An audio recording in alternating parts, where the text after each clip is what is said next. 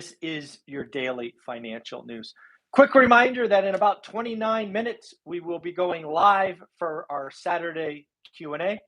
I look forward to seeing you there. If you want to say hi, leave a comment. I will do my best to recognize you. Ask me a question. That's what I'm there for.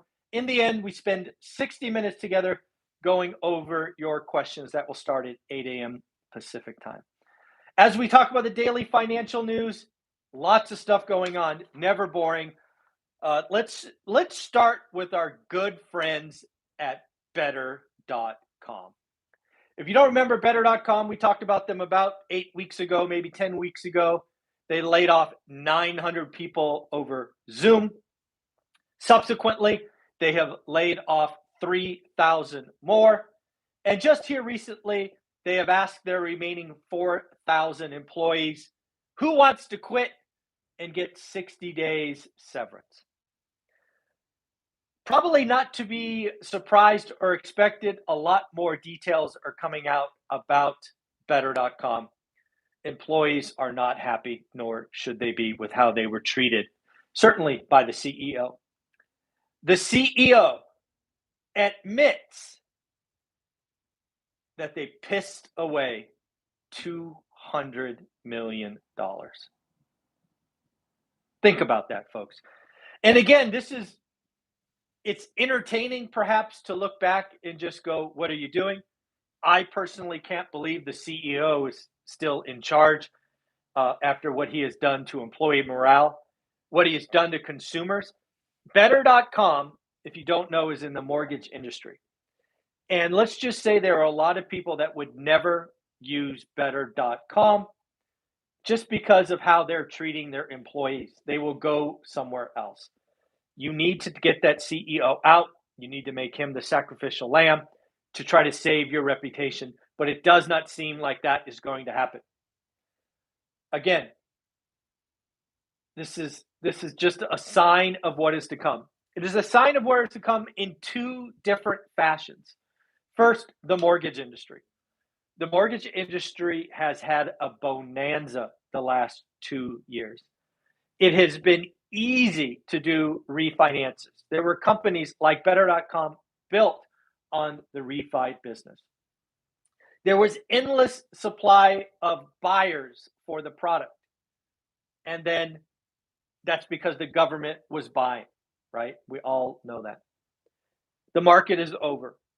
There will be less companies, less originators, less business. And Better.com needs to just go away, sold for parts, or just the doors closed. Yes, folks, Better.com pissed away $200 million. Second, this is a sign of what is going on in the Silicon Valley.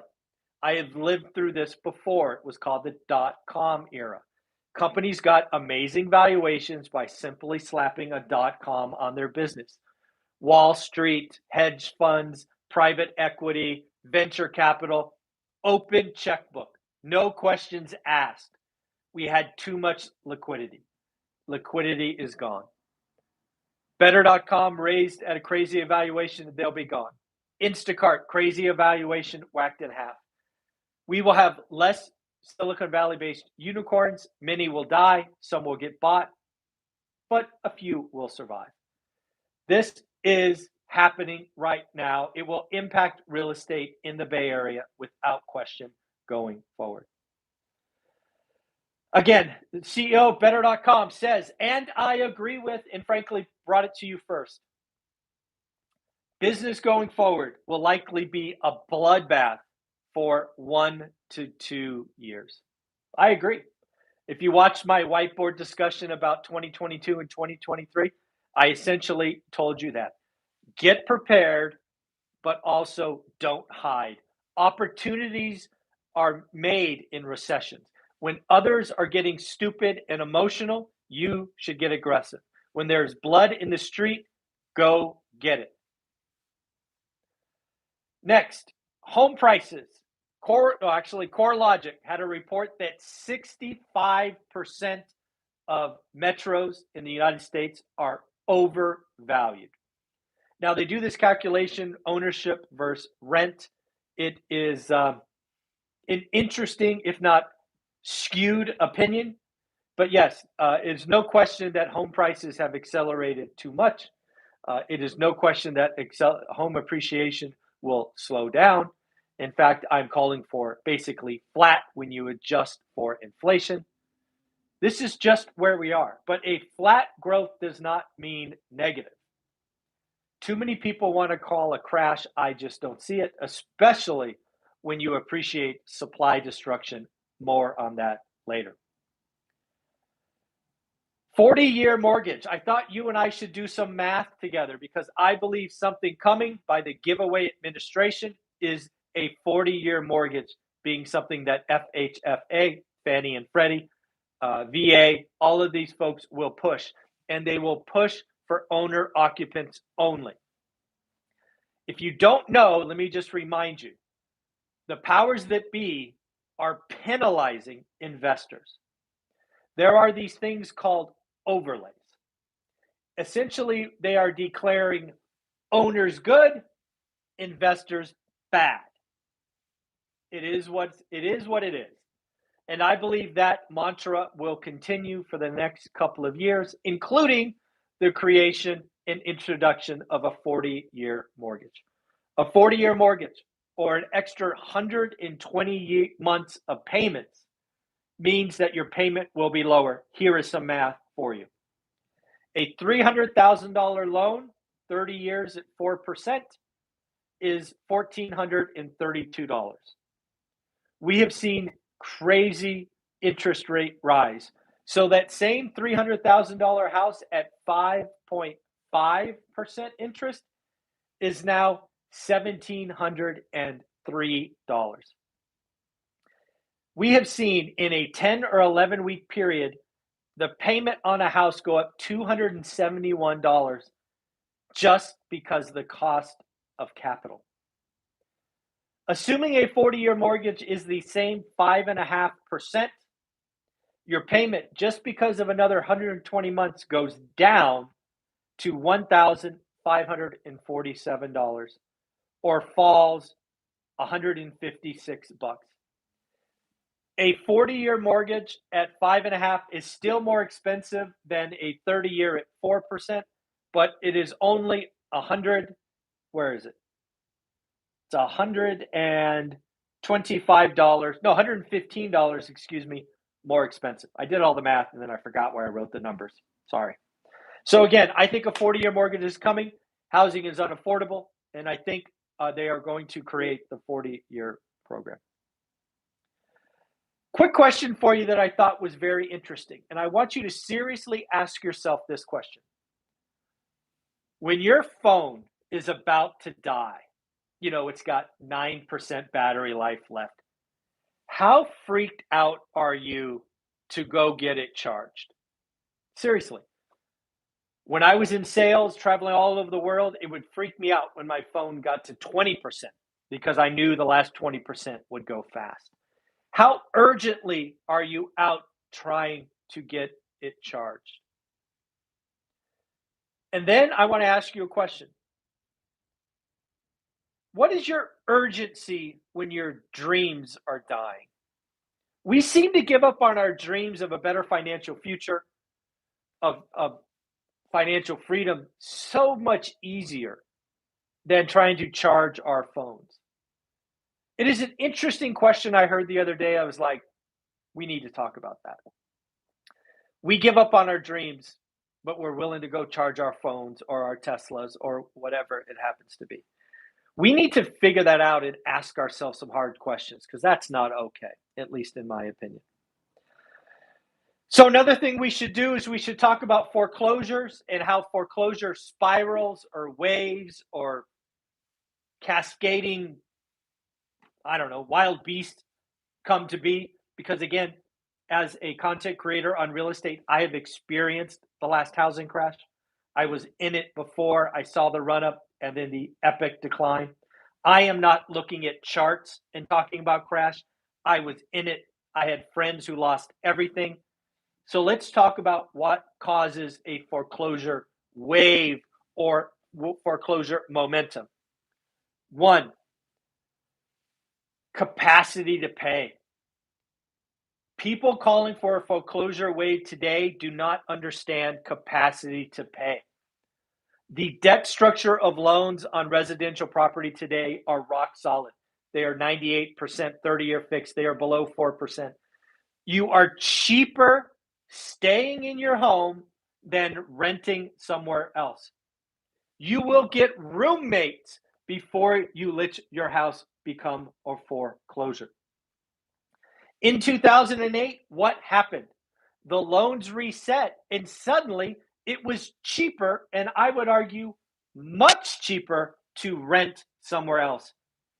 So, what did you do? It made financial sense to not pay your mortgage, wait and wait and wait to be foreclosed on, and then move into a rental with a big bucket of savings. That is not happening today. It is cheaper to stay where you are. Number two, there were simply cheaper options.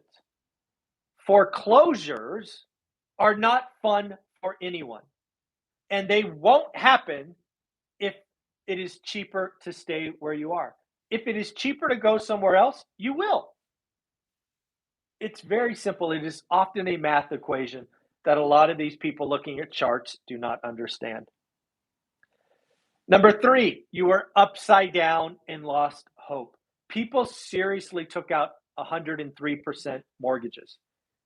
That doesn't happen today, at least not in great numbers.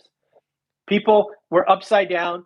They had a payment that was $2,000 for $1,000 house, right? The payment should have been $1,000, went to $2,000. There were other options. They were upside down $100,000, so they gave up. People put real down payments today, 10%, 5%, 25%. You haven't given up hope. Lastly, if you don't know what a strategic default is, look it up. Essentially, a strategic default was, it is cheaper for me to go somewhere else. Everybody else is doing it, so I'm going to do it too. It was a game. How long could you stay in your house before the bank took it back? That's why you had 1,000-day averages, or almost 3 years. There were people that lived in their house for 5+ years that never made a payment. That is not going to happen today. It is, again, cheaper to stay. We will not have a foreclosure wave. We will have foreclosures, but not a foreclosure wave. I hope that makes sense. California, once again, is out killing big business. They want Teslas and Disneys and all these other companies to keep leaving. Folks, I can't make this stuff up. You can look it up. There is an assembly bill, AB 2932, that penalizes every company that has over 500 employees. I can't make this up. They want to change the work week from 40 to 32 hours, but of course, keep everybody's pay the same. Are you kidding me? What would happen to the California economy if these idiots, I can't believe that the California citizens continue to vote for these idiots in office. You know what would happen to the economy, to real estate, to big business, to employees? They'll just leave and go somewhere where it's welcome, like Texas or Florida or Nashville or Phoenix or Vegas. Yes, the weather is great, but if it is impractical to run a business and you have to pay everybody the same wage for 32 versus 40 hours, what are you supposed to do? It is like having a wage tax on a city. We talked about Philadelphia, I think 2 or 3 days ago, wanting to create an intangible tax. Folks, they're mobile. They'll go somewhere else. If you pass Assembly Bill 2932, big businesses will exit and just go somewhere else. They don't need much of a reason to leave, but if you're going to change their cost structure 20%, gone. Gone. Just crazy. Again, there's a real big battle going on between the stock market and the bond market. The bond market believes the Fed is going to be aggressive and the Fed is going to reduce their balance sheet. I would argue the stock market doesn't get it yet, but it is coming. It is going to be a problem. The stock market will eventually catch on. What else do I got? Oh, Bank of America. Somebody from Bank of America is watching this channel, and they've actually come up with better terms. You've heard me talk about supply destruction. I asked all my experts on it. We've done a summary with the three amigos. Bank of America calls it the interest rate trap. Far better name, far more sexy. The interest rate trap means mom and dad live in a home, 2.5% mortgage. They are going nowhere.